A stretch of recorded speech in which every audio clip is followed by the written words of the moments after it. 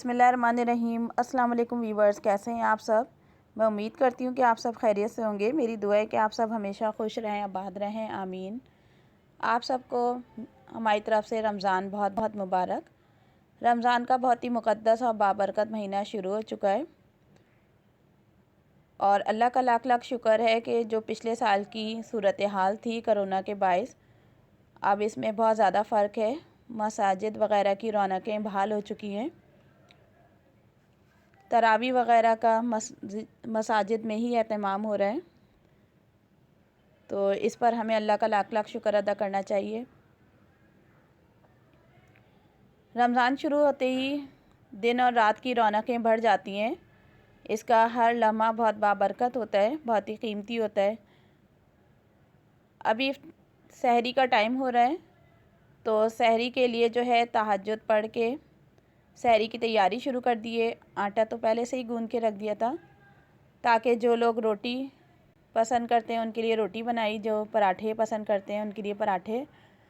और क्योंकि रमज़ानों में टाइम का बहुत ख्याल रखना पड़ता है कि टाइम पे चीज़ें तैयार हो जाएं, तो घर के तकरीबन सभी लोग इसमें अपना अपना काम मिलजुल कर करते हैं। कोई पराठे बना रहा है, कोई दूसरी चीज़ें तैयार कर रहा है। उसके बाद जो है अंडा वग़ैरह फ्राई करा, क्योंकि सब लोग हमारे यहाँ अंडा शौक़ से नहीं खाते, तो जिसको अंडा खाना था उनके लिए अंडा बनाया। इसी के साथ जो कबाब वग़ैरह फ्रीज़ करे थे वो फ्राई कर लिए। अब चाय के लिए जो है दूध रखा है। दूध को हम पहले बॉयल कर चुके थे, क्योंकि हमने जो है फेनिया जल्दी भिगो दी थी। उनको भिगोने में टाइम लगता है कि कुछ देर तक उनको भीगने के लिए चाहिए होता है। चाय के लिए हम दूध अलग बॉयल करते हैं और कहवा अलग से तैयार करते हैं, क्योंकि हमारे यहाँ इसी तरह की चाय पसंद की जाती है। कहवे में हम चीनी नहीं शामिल करते, अलग से कप में चीनी शामिल करेंगे। दूध में जब अच्छे से बॉयल आ जाएगा तो इसी के साथ चाय भी रेडी हो जाएगी। फिर इसको कप में निकाल लेंगे। दस्तरखान हम लगा चुके हैं। हर एक की पसंद अलग अलग होती है और हमारे यहाँ ज़्यादा सालन शौक़ से नहीं खाते, तो इस वजह से जो है कुछ पराठे के साथ चाय वग़ैरह पसंद करते हैं, कुछ दही के साथ।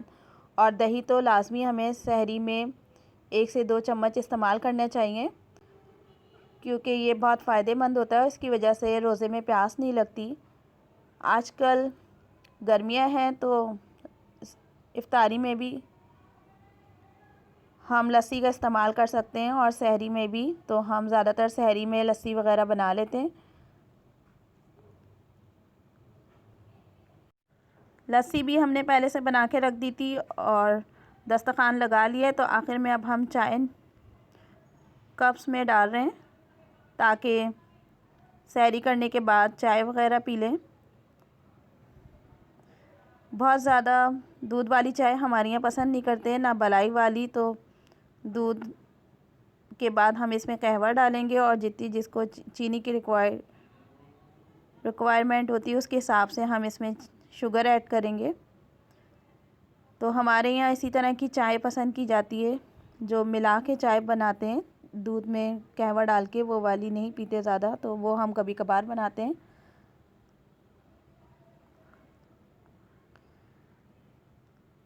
सहरी में भी बहुत ज़्यादा काम बढ़ जाता है, तो कुछ चीज़ें पहले से तैयार करके रख दी थी। आटा वग़ैरह रात ही में गूंद लिया था, ताकि जल्दी जल्दी टाइम पे चीज़ें तैयार की जा सकें।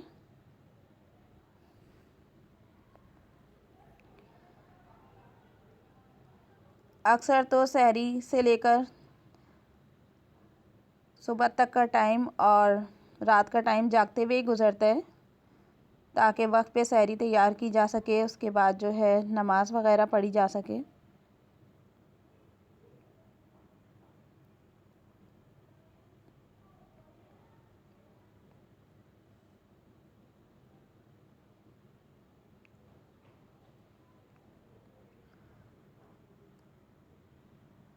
दस्तरखान हमने लगा दिया था। कबाब हमने फ्राई कर लिए थे। ये वही कबाब हैं जो हमने पहले से फ्रीज़ कर दिए थे। चिकन के भी सीख कबाब बनाए थे और बीफ के भी इसी के साथ हमने शामी कबाब बनाए थे। तो ये इस तरह के आइटम्स होते हैं कि पहले से फ्रीज़ करके रख दो तो बहुत सहूलत हो जाती है सहरी में। अंडा वगैरह हमारे यहाँ ज़्यादा लोग शौक़ से नहीं खाते, तो जिसको खाना था उसी के लिए हमने फ्राई कर दिया। फेनियाँ पहले से भिगो दी थी। कुछ लोग रोटी खाएंगे तो उनके लिए रोटी है, कुछ के लिए पराठे। माश की दाल बनाई थी तो वो भी हमने रख ली।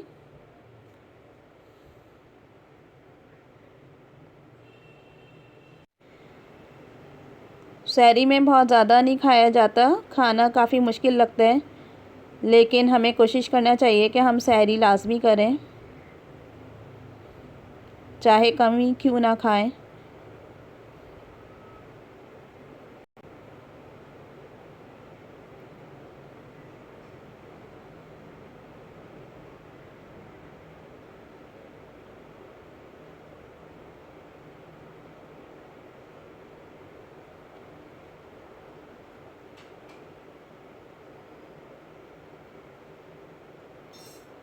जल्दी जल्दी सहरी करने के बाद फिर ये होता है कि फ़जर के अज़ान होने से पहले ही बर्तन वगैरह धो लिए जाएं।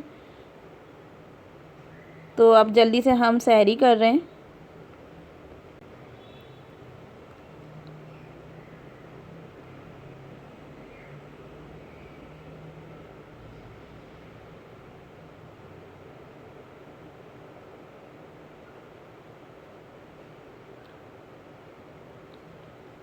सब लोग दस्तरखान पे बैठ गए थे, तो अब हम सहरी का टाइम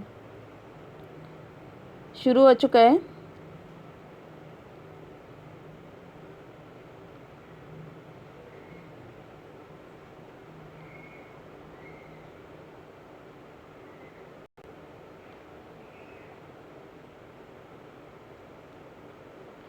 सहरी करने के बाद हमने जितने भी बर्तन वगैरह थे वो जमा कर लिए थे और इनको जो है साफ़ करके अब हम वॉश कर लेंगे, क्योंकि कुछ ही देर के बाद अज़ानें शुरू होने वाली हैं।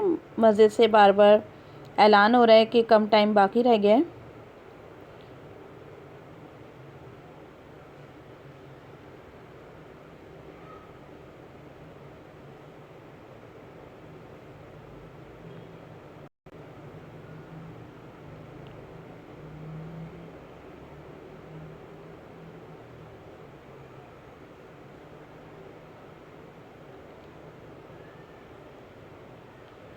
रमज़ानों में सहरी और इफ्तारी के बर्तन बहुत ज़्यादा हो जाते हैं, तो हम कोशिश करते हैं कि हाथ के हाथ उनको धोते रहें ताकि बहुत ज़्यादा बर्तन ना जमा हो।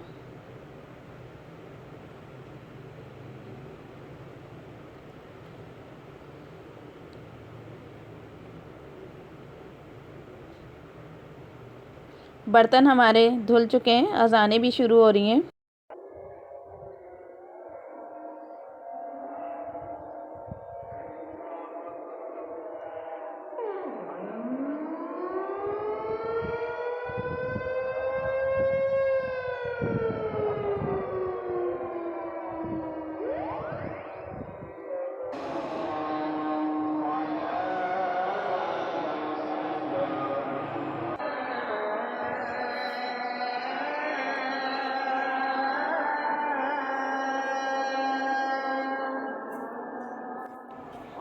पिछले साल तो ये रौनकें बिल्कुल भी नहीं थी, लेकिन अल्लाह का शुक्र है कि ये रौनकें फिर से बहाल हो गई हैं। फ़जर की अज़ान हो चुकी है, लोग मस्जिद की तरफ जा रहे हैं। हम भी अब नमाज अदा करेंगे फ़जर की और उसके बाद कुरान की तिलावत करेंगे।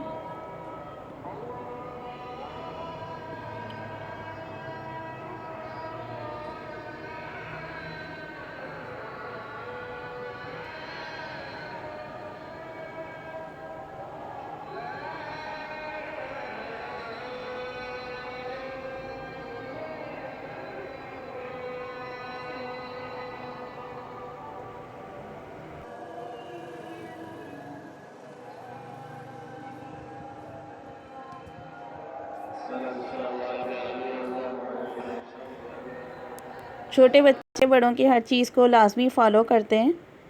अगर नमाज़ पढ़ो तो वो भी साथ ही कोशिश करते हैं कि उसी तरीके से करें, और दुआ मांगो तो उसी तरीके से। तो फजर की नमाज़ पढ़ने के बाद जो है कुरान पढ़ा।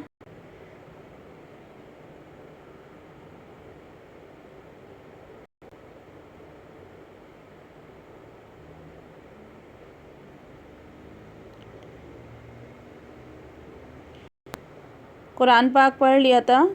अब हल्की हल्की रोशनी होना शुरू हो रही है। सुबह का मंज़र बहुत खूबसूरत होता है और बहुत ही रिफ़्रेशिंग होता है। तो ये थोड़ा सा व्यू हमने रिकॉर्ड कर लिया था। परिंदों की जो चहचहाने की आवाज़ें होती हैं वो बहुत खूबसूरत लगती हैं, ख़ास तौर पे चिड़ियों वगैरह की।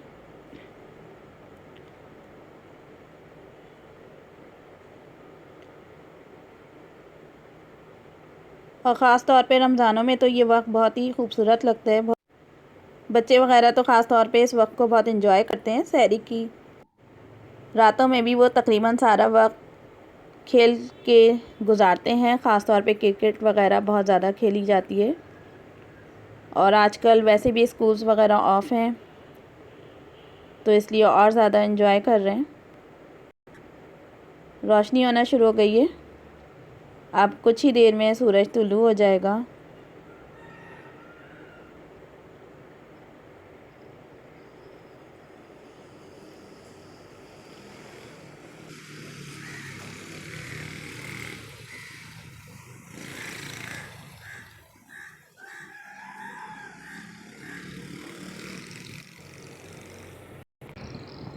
बहुत ही खूबसूरत मंजर है सूरज निकलने का।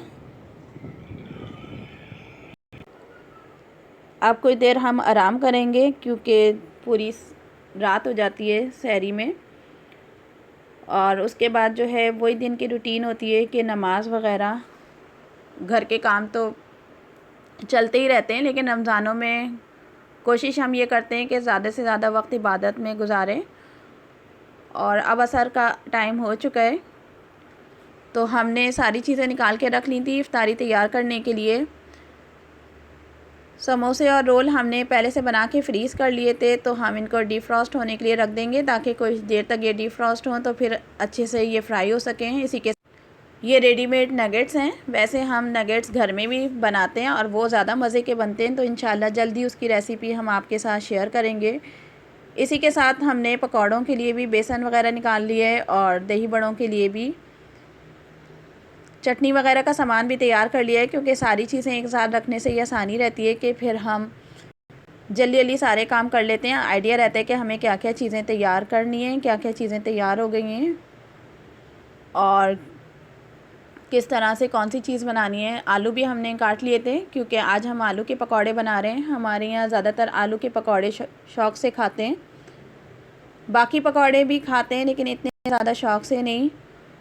और हमने जो है पकौड़ों की कंप्लीट रेसिपी, मुख्तलिफ़ किस्म के जो पकौड़े थे, चाइनीज़, प्याज के, मिक्स वेजिटेबल्स वगैरह, सबकी अपने चैनल पे शेयर की है रेसिपी।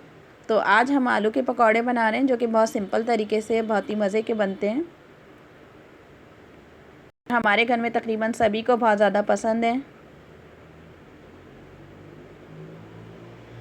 जितनी देर में हम समोसों और रोल को डीफ्रॉस्ट करेंगे इतनी देर में हम बैटर तैयार कर रहे हैं ताकि टाइम को सही से मैनेज कर सकें और अपने लिमिटेड टाइम में चीज़ें तैयार कर सकें।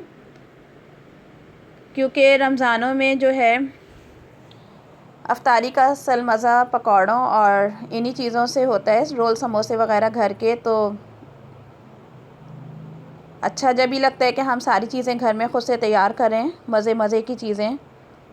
लेकिन हमें इस बात का भी ख्याल रखना होता है कि हम पूरे ही टाइम कुकिंग में ना लगा दें, बल्कि ज़्यादा से ज़्यादा इबादत करें और टाइम को इस तरीके से मैनेज करें कि अपने कम टाइम में घर वालों की पसंद की चीज़ें भी बना सकें। तो दोनों चीज़ों हम बैटर तैयार कर रहे हैं। अच्छे से इनको फेंटेंगे ताकि इसमें कोई गुठली वगैरह ना रहे। ये बहुत सॉफ़्ट और बहुत मज़े के बनते हैं। और जो दही बड़े हैं इसमें हमने थोड़ा सा मैदा भी शामिल करा था, तो इस तरीके से बिल्कुल बाज़ार जैसे ये दही बड़े बनते हैं।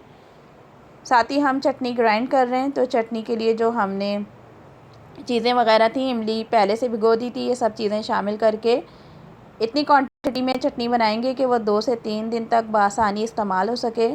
क्योंकि बहुत ज़्यादा दिन तक हम चटनी रख के इस्तेमाल नहीं करते, वो इतनी रहती है। और इसके अलावा जो है डिफरेंट इक़साम की हम चटनियाँ बनाते हैं, तो कभी दही वाली चटनी, कभी कोई सी, तो उसी हिसाब से हम चटनी तैयार करके रख लेते हैं, खट्टी मीठी चटनी वग़ैरह। समोसे हम फ्राई कर रहे हैं, समोसे और रोल की रेसिपी इंशाल्लाह हम जल्दी आपके साथ शेयर करेंगे। बहुत ही मज़ेदार चीज़ ही समोसे और रोल बनाए थे, स्प्रिंग रोल। तो अगर फ्रीज़ करे हुए समोसे और रोल हों तो उनको कुछ देर तक बाहर ज़रूर रखना चाहिए, ताकि वो अंदर तक जब हम फ्राई करें तो अंदर तक अच्छे से सिक जाएं। और मीडियम फ्लेम पे उनको फ्राई करते हैं। इस तरीके से बहुत ही क्रिस्पी से, बहुत ही मज़ेदार से ये समोसे फ्राई हो गए।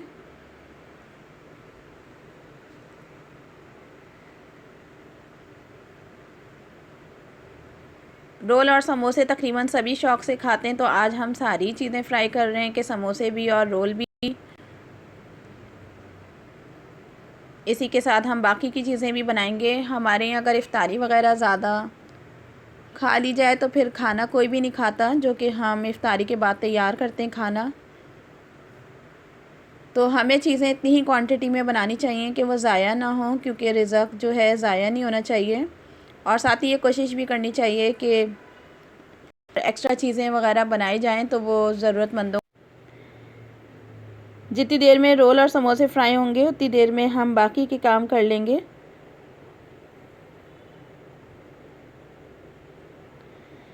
असर का टाइम हो गया था, तो नमाज़ भी हमने असर की पढ़ ली है, क्योंकि इफ़्तारी का टाइम तो बहुत तेज़ी से जाता है। शरबत हमने सुबह ही तैयार करके रख दिया था, ताकि ठंडा ठंडा सा शरबत बन सके।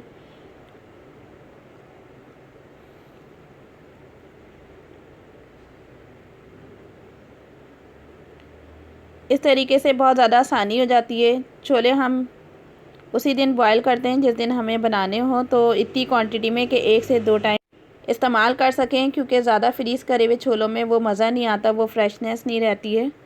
तो अगर चाहें टाइम कंज्यूम करना तो उसको पहले से फ्रीज़ भी कर सकते हैं, छोले बॉयल करके और पैकेट्स बना के। इसी तरीके से जो है दही बड़े जो हम बनाते हैं, उसके लिए पकौड़ियाँ वगैरह को भी बना के हम फ्रीज़ कर सकते हैं।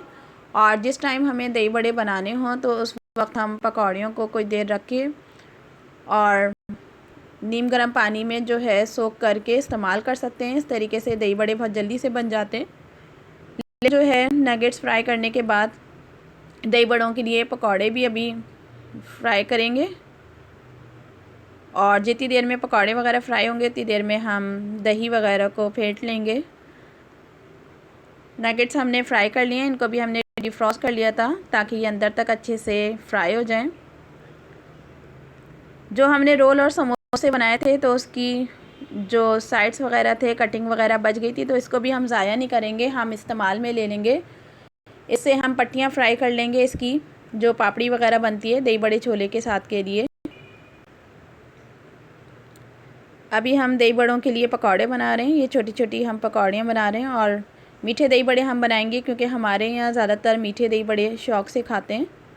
बहुत ज़्यादा शुगर तो नहीं डालते, लेकिन इतनी होती है कि वो थोड़ी सी मिठास मीठे दही बड़े छोलों के साथ। और इसी तरीके से हमने माश की दाल के दही बड़े भी बनाए थे, और उसका तरीका भी बताया कि उसको किस तरीके से फ्रीज़, वो भी हमारे चैनल पे मौजूद हैं।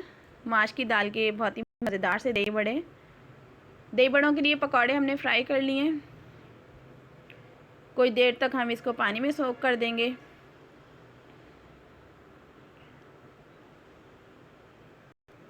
ये इस तरह के काम होते हैं कि घर के सभी लोग मिलजुल कर इन कामों को करते हैं, ताकि सारे काम आसानी से किए जा सकें। जो पट्टियाँ बची थी उसको हम फ्राई कर लेंगे। इस तरीके से जो वो बनाई जा सकती है।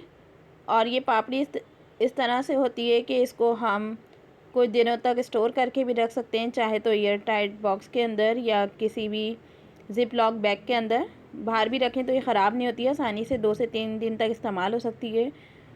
और पापड़ी घर में भी बनाई जा सकती है, तो उसकी रेसिपी भी हमारे चैनल पे मौजूद है कि किस तरीके से पापड़ी को बना सकते हैं बहुत आसानी से। अभी तो हमने जो कटिंग थी उसी को फ्राई कर रहे हैं। और इस तरह से ये पापड़ी बहुत मज़े की लगती है छोले और दही बड़े के साथ खाने में। रमज़ानों में फ्राइंग आइटम्स बहुत ज़्यादा होते हैं।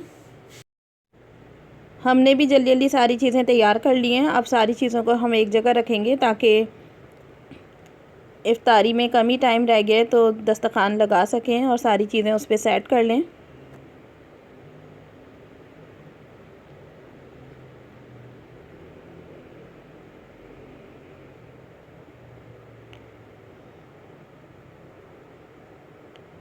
दही बड़ों की फुल्कियों को हमने भिगो दिया था पानी में सोक करने के लिए, तो अब हम इसका दही तैयार कर रहे हैं और दही अच्छे से इसको फेंट के और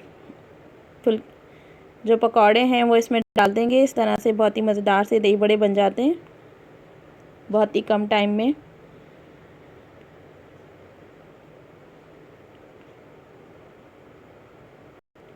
छोले हमने बॉईल कर लिए थे तो इनको हम तैयार कर रहे हैं। चटपटे से मज़ेदार से छोले, मसाले वगैरह डालने के बाद हम इस पे टमाटर और हरा धनिया वगैरह शामिल कर देंगे, हरी मिर्चें वगैरह। तो तकरीबन हमारी इफ्तारी की सारी चीज़ें तैयार हो चुकी हैं। फल वगैरह हम अभी थोड़ी देर बाद काटेंगे ताकि वो इफ्तारी से कुछ टाइम पहले। छोले भी हमारे तैयार हो गए।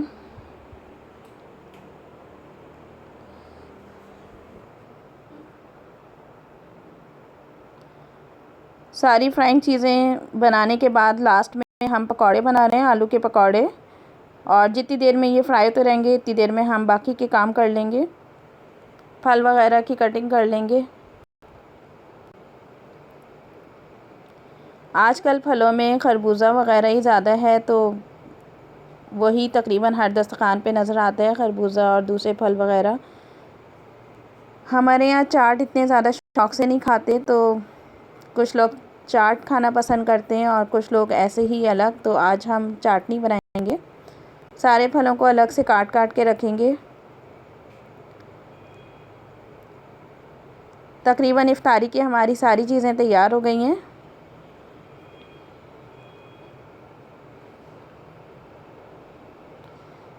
हमें फलों वगैरह का इस्तेमाल ज़्यादा से ज़्यादा करना चाहिए इफ्तारी में, क्योंकि जो ऑयली चीज़ें होती हैं पकौड़े वगैरह, ये खाने में तो अच्छे लगते हैं, मुँह के जायके के लिए ये सेहत के लिए नुकसानदेह भी हो सकते हैं बहुत ज़्यादा इनका इस्तेमाल। तो हमें कोशिश करनी चाहिए कि फ़लों वगैरह को ज़्यादा से ज़्यादा इफ्तारी में रखें, फ़लों और जूसेस वगैरह को।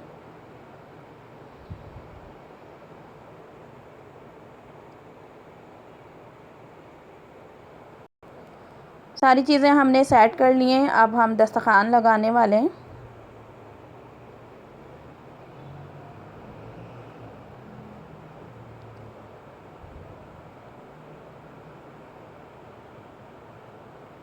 इफ्तारी का असल मज़ा दस्तरखान पे बैठ के करने में आता है। डाइनिंग टेबल पे वो मज़ा नहीं आता जो दस्तरखान पे साथ बैठ के करने से आता है। तो सारी चीज़ें रख के आइडिया हो जाता है कि कोई चीज़ रह तो नहीं गई है।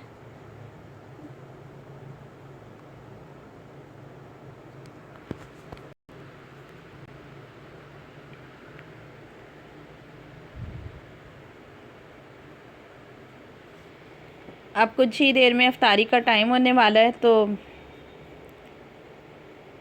हम इफ्तारी के लिए भारी इंतज़ाम करेंगे, क्योंकि आजकल गर्मियां हैं तो मौसम बहुत ज़्यादा जो है शाम के टाइम अच्छा हो जाता है, थोड़ी बहुत हवा चलनी शुरू हो जाती है।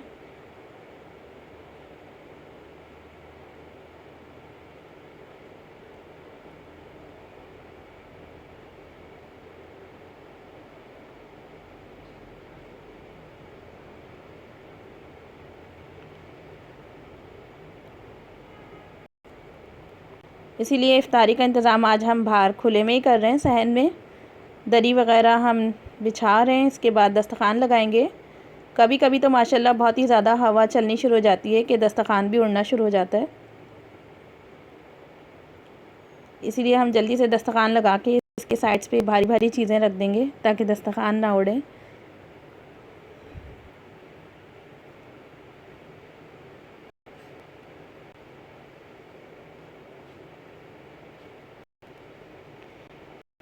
ये टाइम ऐसा होता है कि जल्दी से सारी चीज़ें तैयार करने के बाद बहुत ही कम टाइम रह जाता है कि दस्तरखान पे जल्दी जल्दी से बैठो और दुआ मांगो। अफ्तारी का टाइम शुरू हो गया है।